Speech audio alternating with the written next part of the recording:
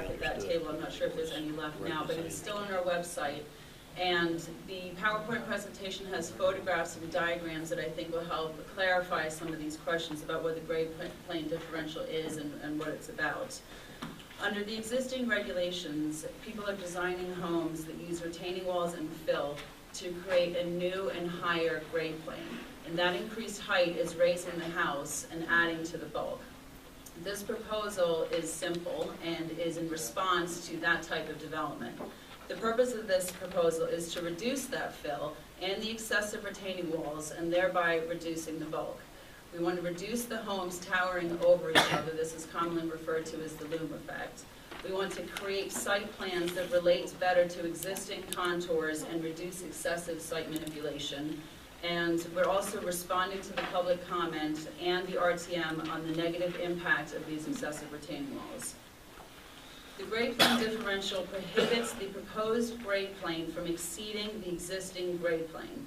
This coordination between the existing and proposed grade planes reduces the bulk of buildings by taking into account and respecting the existing site conditions. It is designed to promote construction with less fill, less walls, and a building design that is more compatible with the existing topography.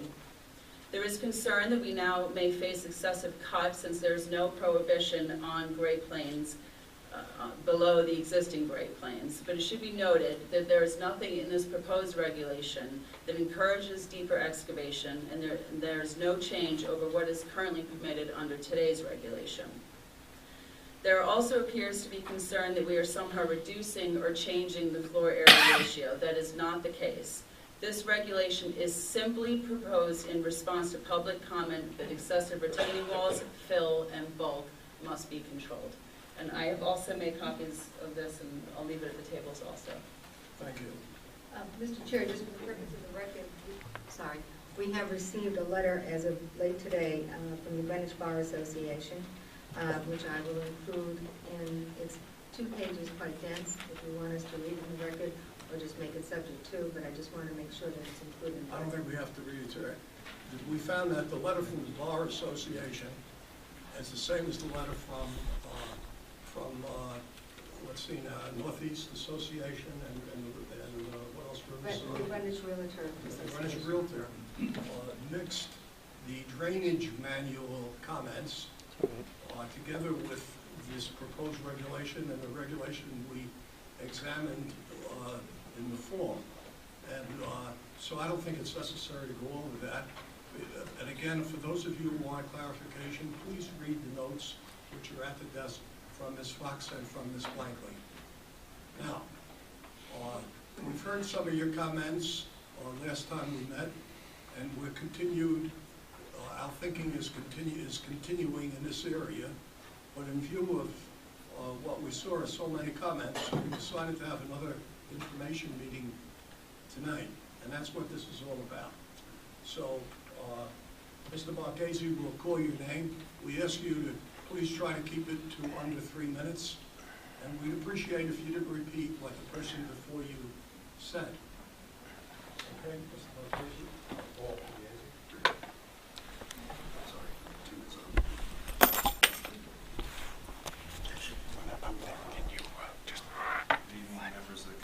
Photograph this for me. Chairman of the Architectural Review Committee. Paul, move that out. Chairman of the Architectural Review. I just up or down, okay. That's it. I just want to get the audio. Son. When you're on. Son. Yeah. Just keep it going. Huh? Test. Just keep it going like this. Just yeah. Take your seat. I'm not speaking on behalf of the Architectural Review Committee, although some of these things do have architectural consequences. As far as the grade plane differential is concerned, there still seems to be no quantifiable evidence other than comments and concerns by residents. This is not an acceptable statement of purpose.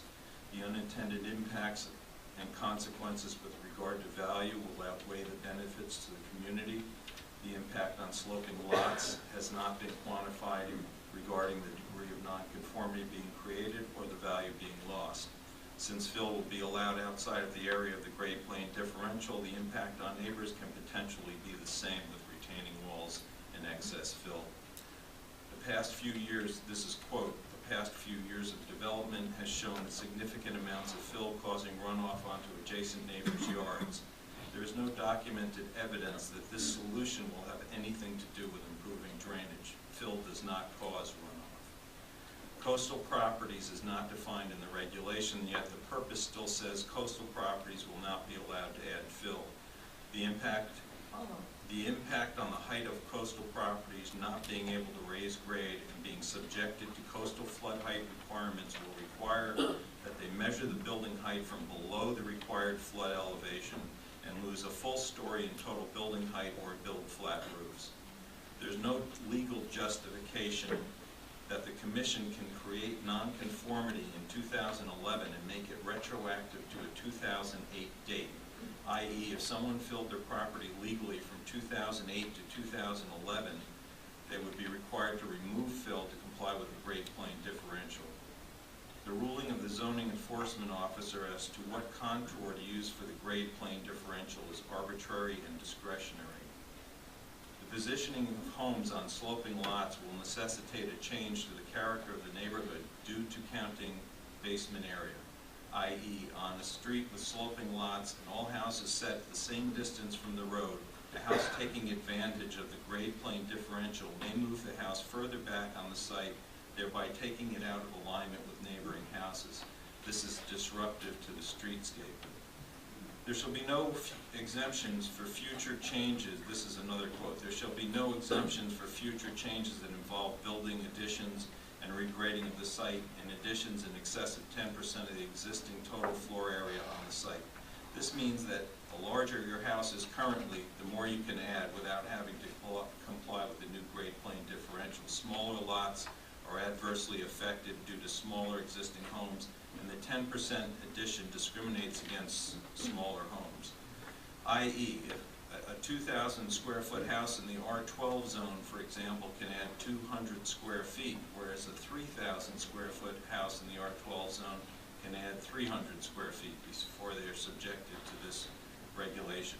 This is a disproportionate between zones and discriminates against homeowners with smaller houses within the zones, forcing them to incur significant costs for very small additions. Well, that's your 3 minutes. Could you? Can I just wrap it up with Are you close to the end? Yeah. The town is requiring a T2 standard, but comparing it to 2008 GIS information, which is far less accurate. There will be conflicts without a stated conflict resolution, other than the applicant shall demonstrate or the ZEO will verify the contours used. By disallowing attic use and forcing homeowners to count basement FAR or eliminate them, the building footprints will increase, having an impact on coverage and drainage. This is contrary to the stated purpose. The impact of this regulation, along with lot coverage and the new town drainage manual, will add enormous costs and time to any permitting process, while simultaneously reducing property value by reducing FAR. These regulations are really about FAR reduction, not drainage. And I respectfully ask the Commission to stay out of the basements, give us back our attics, and eliminate the problem that was created with the poorly conceived grade plane regulation that we have now. We didn't create the necessity for the grade plane in these plateaus, and I don't think anyone likes to do it. It was created through a reduction of the height and reduction of FAR. Thank you.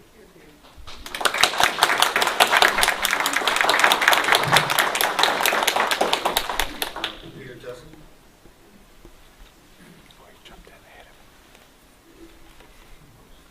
Good evening. Peter Tessie, First Selectman of the Town of Greenwich and ex officio member of the P&Z. Good evening, Just like that. Mr. Heller, My arms are getting tired. the gentleman of the P&Z. I wanted to take a moment tonight to share with you some of the comments that I have received through my office, both through email and in the course of face-to-face meetings regarding this subject in the overall process we are following as a town to make changes to our land use regulations. Simply stated, I think we all have the best intentions as to the work that we are going through in looking to implement the 2009 Plan of Conservation and Development. Undoubtedly, that plan was a result of many months of work on the part of the staff, the citizenry, those engaged in town government. At the same time, when the rubber meets the road and actually going to implement these changes, what happens is there's a tremendous degree of uncertainty. There's a concern that some of the proposals, such as this one, may result in unintended consequences. And that will result in potentially exacerbating a problem we're looking to address, or result in undue hardship on some properties versus others. All wrapped up in the description of there's uncertainty. We know what we have, we don't know what we're getting. I think all of you have tried worked extremely hard to try to lay out a process that engages the public, that explains what is rather complex matters. Speaking for myself, I find this certainly would require me to consult legal counsel. I'm not a land use expert. As we go forward, if we can, as we look to make changes, seek to implement some form of layman's explanation to what it is that the proposed change will do, so that the public has a better understanding and can relate, for which they don't need to hire all of the very well-compensated land use counsel. Sorry, folks. But we'd like to be able to have a appendix, possibly, that can explain what it is the intent and the application of the change regulation will be. And I think through your efforts we can accomplish that. I think there's been some changes already made to the process by which you're going through, televised hearings to help educate the public. But it's all about removing the uncertainty and giving people comfort that there's been thorough thought how each step is impacted by another step in the big picture.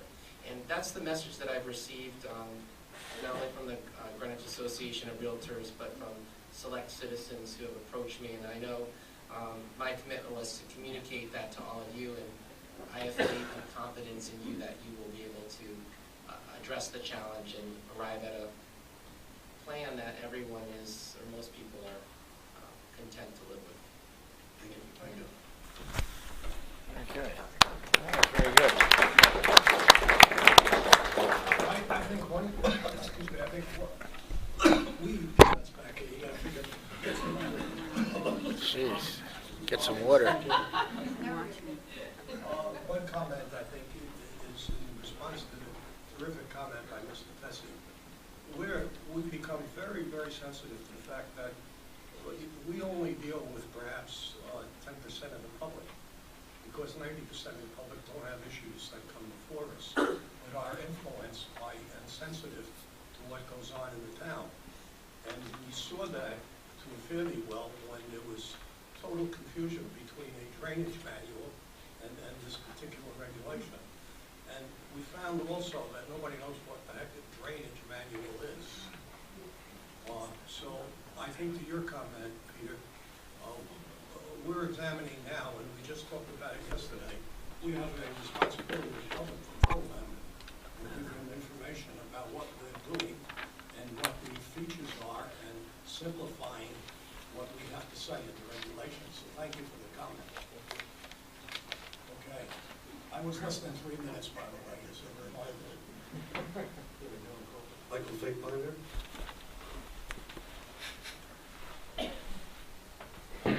Thank you very much. I wish to continue my comments from the public hearing. I'd like to offer rebuttal to a number of statements. First of all, on the disconnect between the drainage manual and Great Plain Differential. The influence of groundwater will control everything. You essentially, with this regulation, are forcing people to build into groundwater and through the drainage manual, denying them the ability to receive stormwater approval to pump that groundwater away from their foundation.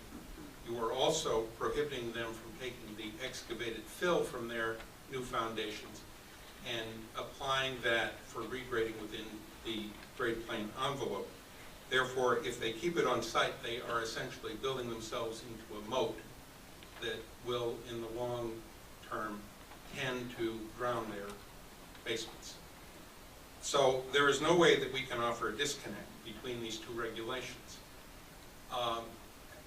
Speaker number 17, John Tessie, at the public hearing, urged you to put these regulations on the table together so that seasoned land use professionals can work out the interplay between them and assist you to come up with a rational approach to solving the problems at hand. I'd like to note, of course, that I gave you 6 specific recommendations well ahead of the public hearing. None of them, and none of the comments of the 17 commenters at the public hearing appear to have affected the language of this regulation one iota. Nevertheless, I'd like to use my remaining time to focus on a statement that is extremely ill-defined. Coastal properties will not be allowed to add fill. I objected to this at the public hearing. The response of Ms. Plankley failed to distinguish between the FEMA regulations affecting the velocity zones, the V zones that are affected by waves and wind, versus the stillwater A zones along the coast that are affected by low atmospheric pressure that lifts water. FEMA has thousands of pages of construction advice, procedures, and permits that have been employed in the town of Greenwich already to fill these properties to provide coastal protection. If this regulation prohibits adding fill in the ill-defined coastal property zone, then we will have to deal with an exhibit that I took, publicly posted by the Conservation Commission at all of the town beaches. Hurricanes and winter storms can generate powerful waves and extensive flooding. Winds of 75 miles an hour and above drive seawater inland in a storm surge. And this was posted at my chest height at Byron Beach, noting the historical coastal floods that have taken place there. If we prohibit filling in a coastal zone, we are prohibiting the approved FEMA regulations for coastal zone protection. Also, if there are sinkholes, thank you, I'd like equal time to the prior speakers, please. If there are sinkholes or erosion of material... Does that mean we established a precedent? He can have my 3 minutes. I noted last time that some speakers got 8 minutes, some got 3. I'd like equal time, please. What I'm asking you to consider is that the Plan of Conservation and Development calls for a coordination of town policy with state and federal policy, and I am beseeching you on behalf of the 2,000 owners in the coastal flood zone to permit town regulations to work in harmony with the FEMA regulations for certification of coastal protection, filling in order to remove properties from the A zone flooding hazard, which is caused, I repeat, by atmospheric low pressure, not by the flow of water. So filling in this setting impedes flooding and protects lives and properties.